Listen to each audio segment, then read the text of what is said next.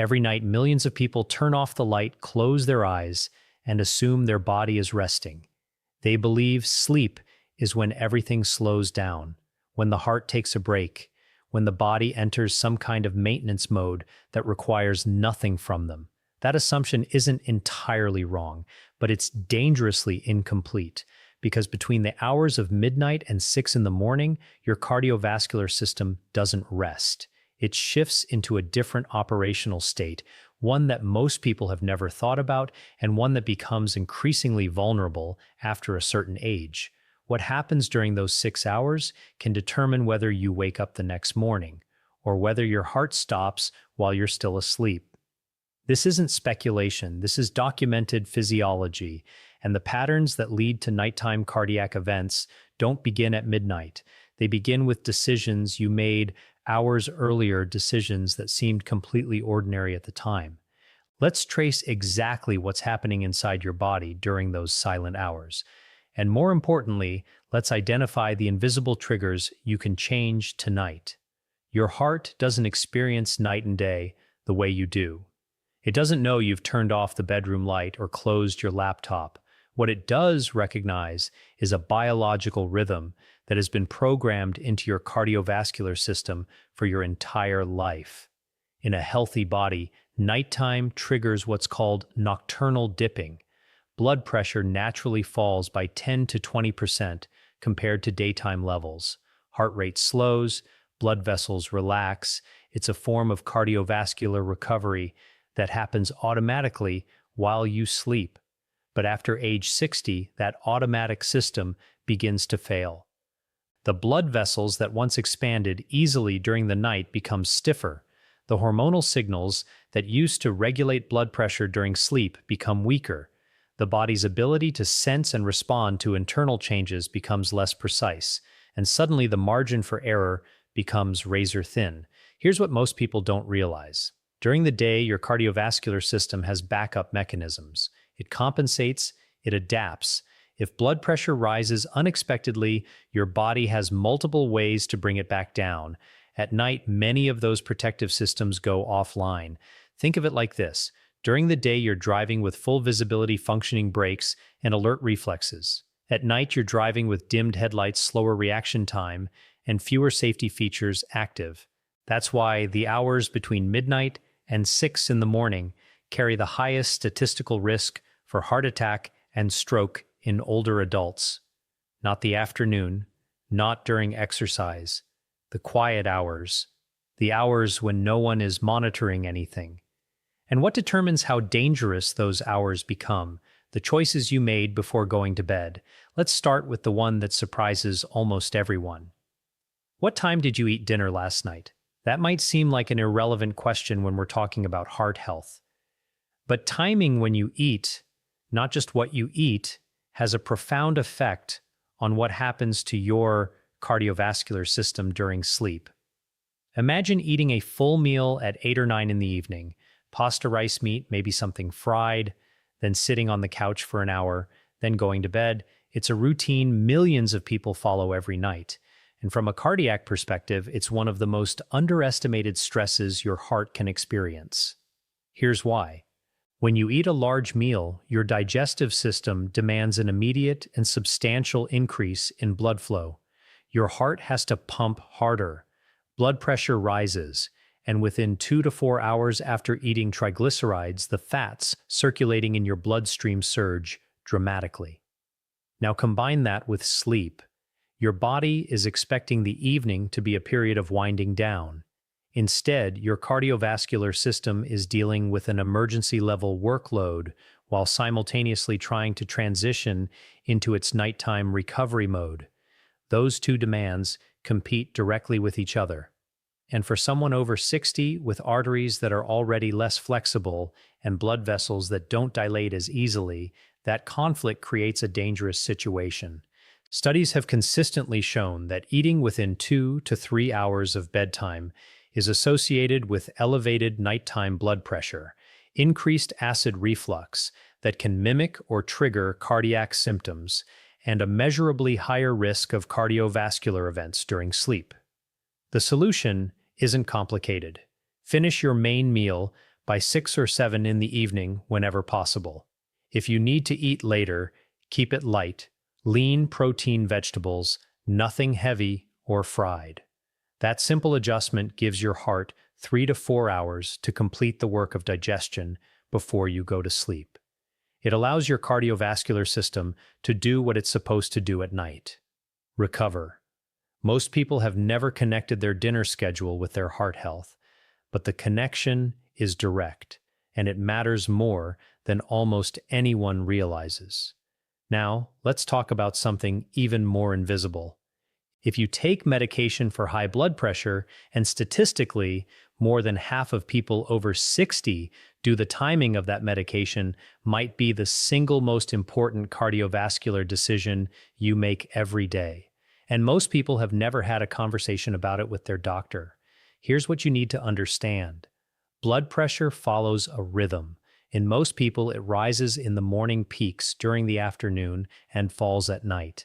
That nighttime drop is essential.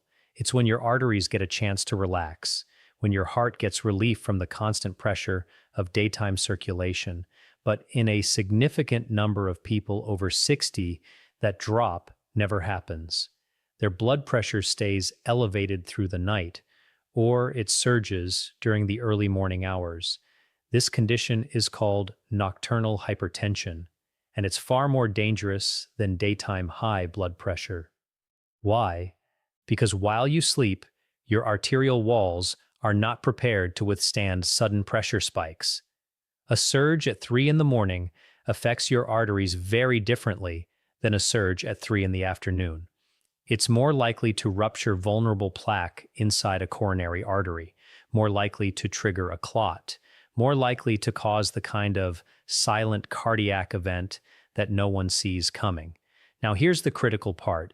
If you take your blood pressure medication in the morning, it may not be working when your body needs it most. The medication peaks during the day when your cardiovascular system already has its protective mechanisms active. By midnight, the effect has worn off. You're unprotected during the most vulnerable hours. There is strong evidence, including findings from large clinical trials, that taking blood pressure medication in the evening instead of the morning can significantly reduce cardiovascular risk during sleep. Not slightly, significantly. That's not a minor detail. It's a potentially life-saving adjustment that takes 2 seconds to implement.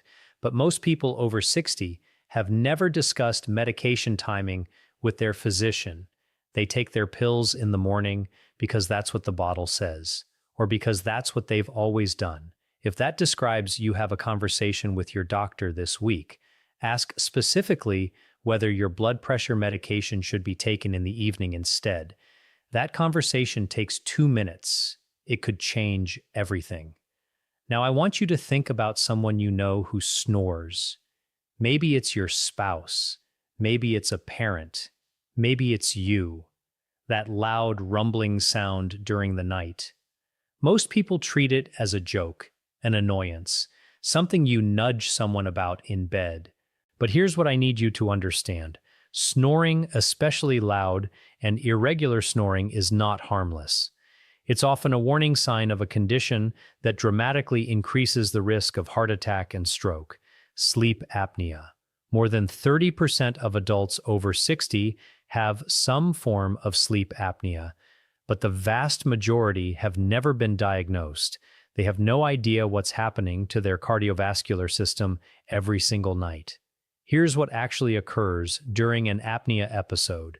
You stop breathing, not for a second or two, for 10 seconds, 20 seconds, sometimes 40 seconds or longer, and it happens dozens of times every hour. Each time it happens, the oxygen level in your blood drops. Your brain detects a crisis and immediately triggers a stress response. Adrenaline surges, cortisol rises, your heart rate accelerates, blood pressure spikes. Your heart is essentially jolted awake while the rest of your body remains asleep. Night after night, year after year, the damage this does to your cardiovascular system is anything but subtle. Sleep apnea is directly associated with a 3-fold increase in the risk of heart attack. It accelerates arterial stiffening, It dramatically increases the likelihood of developing atrial fibrillation, a dangerous, irregular heart rhythm that raises stroke risk by 5 times. And because all of this happens while you're unconscious, most people have absolutely no idea anything is wrong until a serious cardiac event occurs. The warning signs are not always obvious, but there are patterns. Waking up with morning headaches, feeling exhausted despite a full night's sleep, needing to urinate frequently during the night, waking with a dry mouth or a sensation of gasping for air. If any of those sound familiar, you need to talk to your doctor about having a sleep study. The treatment, most commonly a CPAP device, isn't glamorous, but the evidence is clear. Patients who consistently use CPAP therapy experience measurable reductions in blood pressure, lower rates of irregular heart rhythms, and significantly reduced cardiovascular risk. One device, one habit, enormous protection. If you snore heavily, you're over 60, and you have any history of heart disease, being evaluated for sleep apnea isn't optional. It's essential. Let's talk about something that sounds almost too simple to matter. Water. Many people over 60 intentionally reduce how much they drink in the evening. The reasoning makes sense. They don't want to wake up at 2 in the morning to use the bathroom. Interrupted sleep is frustrating. Getting out of bed increases fall risk, so they stop drinking fluids after dinner, sometimes after 4 in the afternoon. I understand the logic. But from a cardiovascular perspective, going to bed even mildly dehydrated is a significant risk factor. Here's why. When you're dehydrated, your blood becomes thicker. It doesn't flow as easily through your blood vessels. For a younger cardiovascular system, that's manageable. For someone over 60 with stiffened arteries and existing plaque buildup, it's dangerous. Thicker blood moves more slowly through arteries that are already narrowed. It's more likely to form clots. And here's the timing issue most people never consider. During sleep, your heart rate naturally slows, blood circulation slows, your body remains motionless for 7 or 8 hours.